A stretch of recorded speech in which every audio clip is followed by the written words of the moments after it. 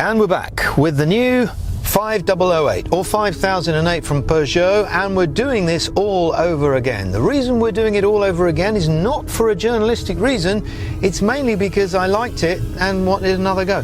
That's the real reason I'm doing this, so that I can take it on long journeys to see my mates. I wanted something decent to do the journey in, and this will do very nicely, thank you.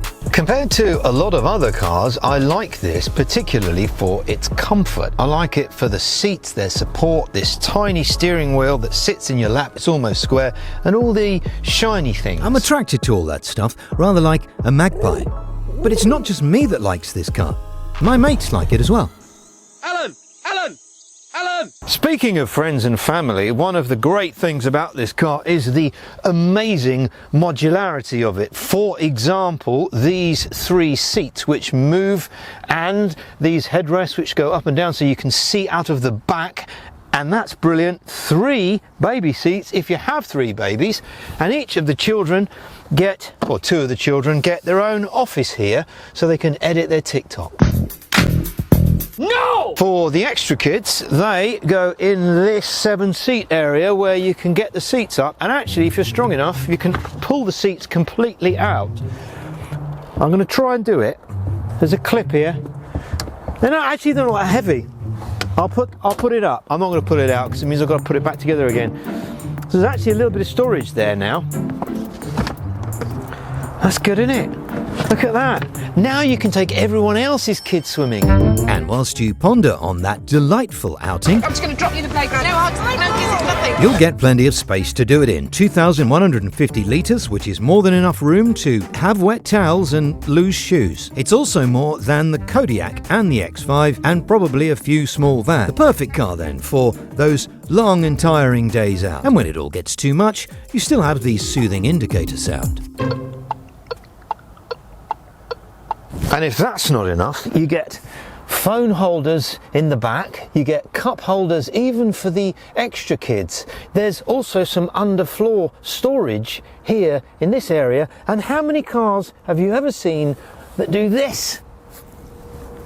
Hey? Something else as well, the width of this door loading area is brilliant. If you've got kit, asleep children to get in there, that's very useful. This is supposed to be a foot operated thing.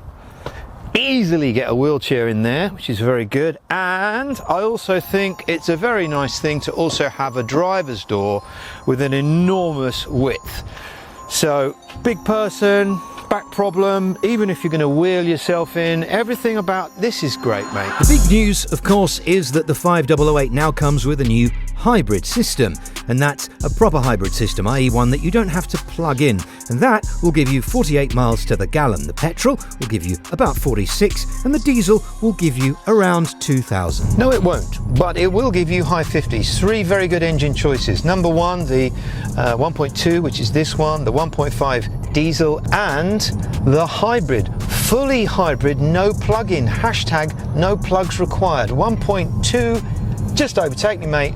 I'm doing a reasonable speed. Come on, Len's in a hurry. And all of them have this very delicious 8-speed gearbox. There's no electric one though. It's odd, isn't it? What I'm not keen on though is massage seats. In this car is supposed to have massage seats. What's the point? You can't feel it. Look, we'd rather have another airbag. Just put another airbag in there. It's super tactile though. You'll spend a lot of time fingering all the things inside, like the almost carpet-style accents across the dash, the buttons which act as shortcuts for things you need, and they have digital brothers and sisters. The feeling of putting this thing in gear is pleasurable as well, as is the feeling of the small, squarish kind of steering wheel, all designed to make you feel all cyberpunk or Blade Runner. Oh, and yes, that is a Peugeot. Just show you how to put a route in. So you would press the navigation button here, that brings you to here. And obviously what's disappointing, if I could find something, would be these 2 areas here, because whenever you press the map you can't make it full screen. Press that again, press the search button, you will be able to put in your navigation there.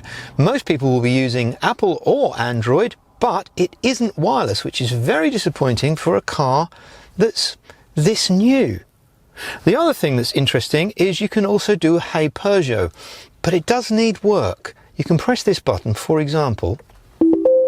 To begin, say a command after the tone. 11 Regent Street, London.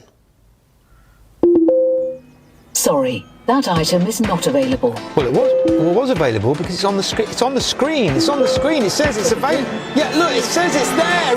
Ah well, nothing's perfect, but it didn't stop this car winning SUV of the year in 2018, 2019 and 2023.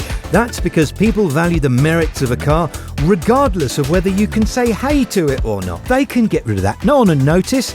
Give us another airbag. This car is good regardless of all that. But surely, because this is obviously a French car, this will wallow all over the road. Not so. In fact, they have made some changes. So the suspension on this is coils at the front and the rear. I'm a big fan of coils, so should you be, but it's got pressurized hydraulics so that when you do swerve, the first part of the swerve is you obviously feel the body roll, and then somehow the shocks tighten up. So if you were in a situation where the car was zigzagging and you were about to lose control, after a couple of turns or dips in the body, it will correct itself, which I think is quite good. The other thing worth mentioning is that as this steering is so super feather light, if you're coming out of something else, at first, if you need to change direction in a hurry for an emergency, you might overcorrect, but the suspension should do its job.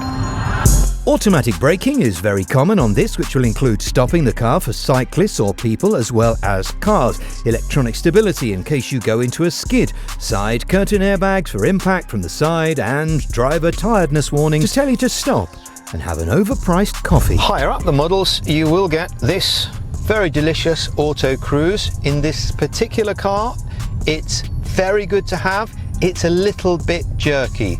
The braking's sort of there, but it's not like a Volkswagen or a Mercedes really slows down gradually, almost imperceptibly. This is a bit jerky and does get confused with roadworks, but it's useful to have. There's a flood here.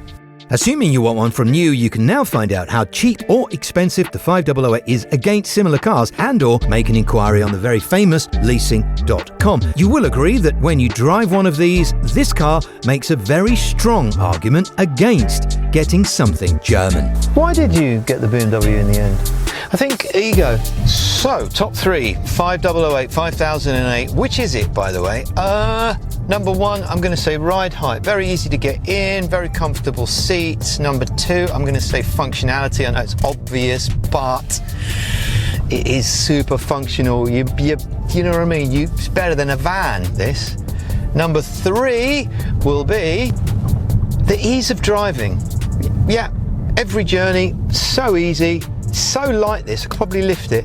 I could probably squat this car.